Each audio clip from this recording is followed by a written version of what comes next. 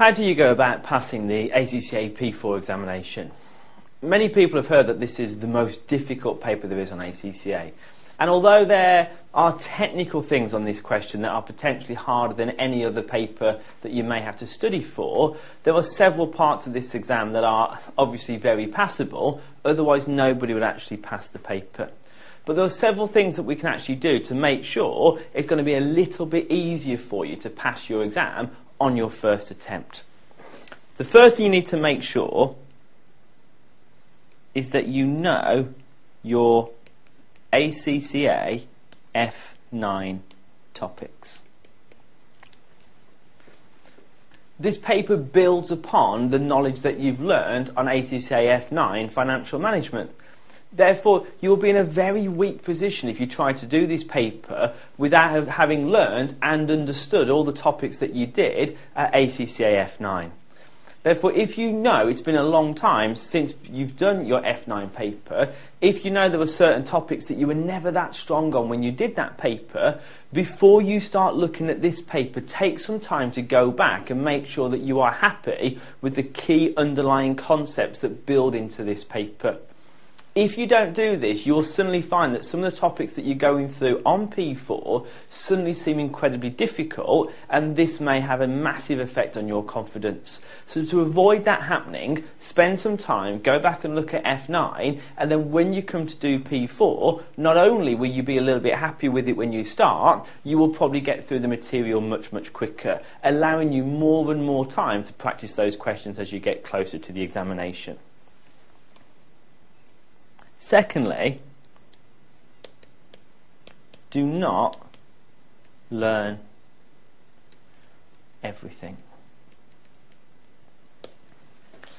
Now, for many students, this is a very strange concept. You've got the ACCA syllabus, you've got a massive textbook that includes all the information that's on the syllabus, but you only have so much time before the examination. You are probably not going to have time to learn absolutely everything that's in that textbook and absolutely everything that's on the syllabus. Therefore, you've got to make sure that you understand the main key topics and then be able to apply them to a question.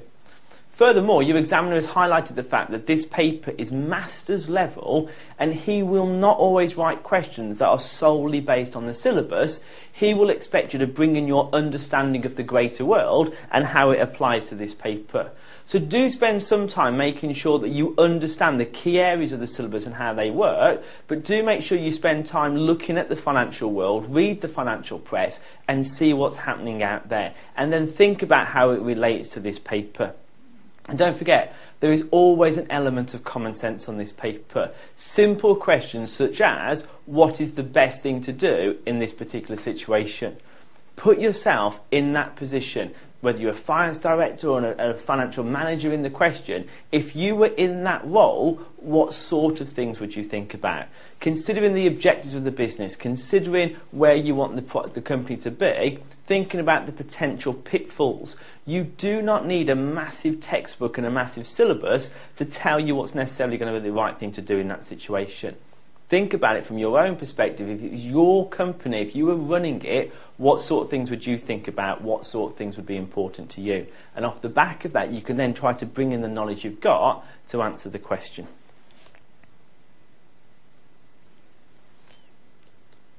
The next thing to consider is do not try to get the right answer. And again, this may seem very strange. I've got to get the right answer. I'm in an exam. I have to get the numbers right. I have to get the wordy bits right.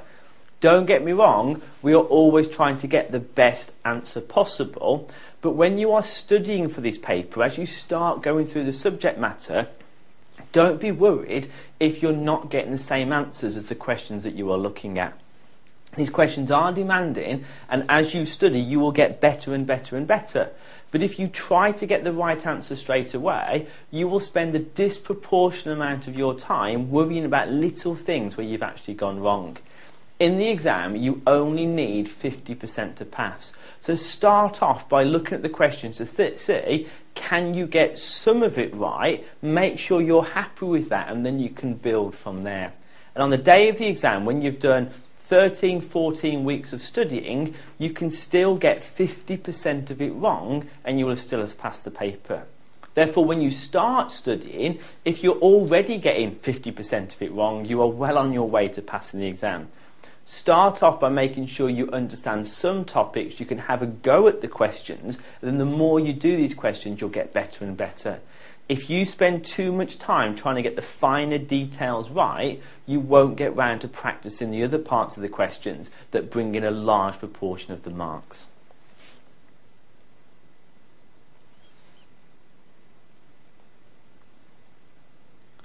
Next thing to consider is do all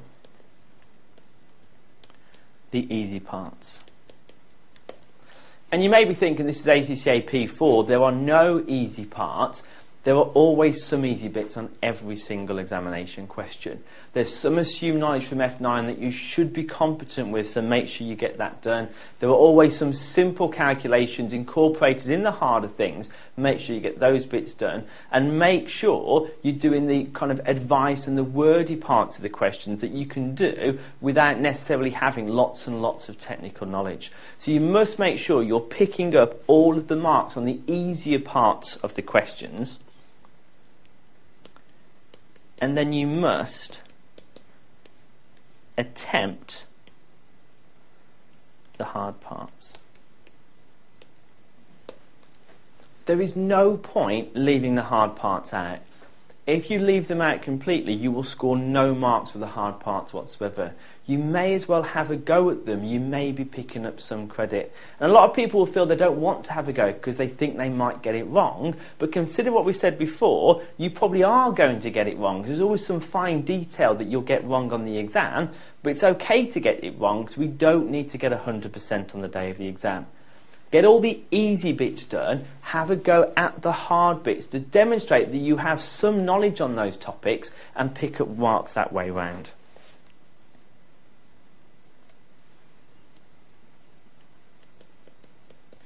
In the exam, stick to your time allocation.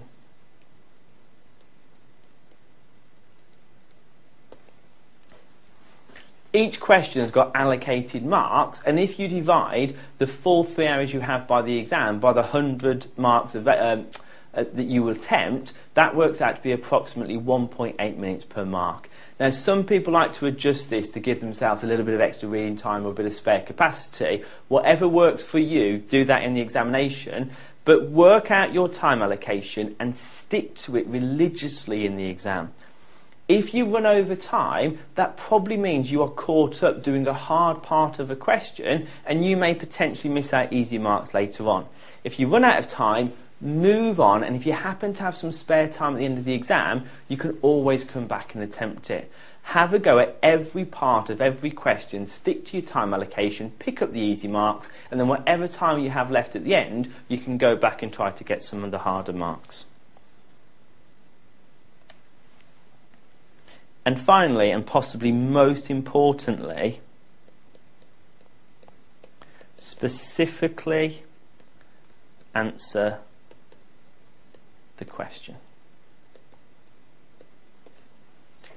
Too many students will just see that the question's on a certain topic and then just tell the examiner everything they know about that topic.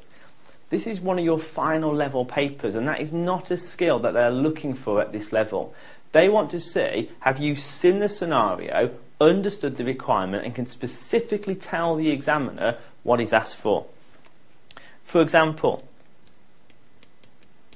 if the question's asked for advice, give specific advice as to what you should do. If the question says calculate, identify exactly what it's asking you to calculate and make sure you do that calculation at the end. But always keep in mind, this is not a theory paper. Relate to the scenario.